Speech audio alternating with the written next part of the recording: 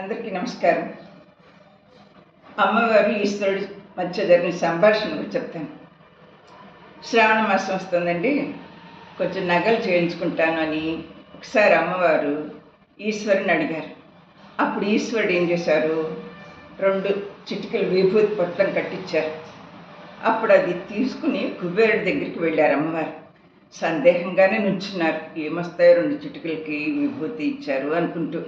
అప్పుడు ఆయన ఒక్క చిటికెడు మాత్రం విభూతి తీసుకుని, కుబేరుడు, నా దగ్గర ఉండే సకల సంపదలు మొత్తం మీకు ఆభరణాలు చేసినా కానీ ఈ చిటికెడే ఎక్కువ అయిపోతుందండి అని చెప్పారు. ఆ విభూతిలో అంత మహత్యం ఉందన్నమాట. అప్పుడు దానికి అమ్మవారే ఆశ్చర్యపోయారు.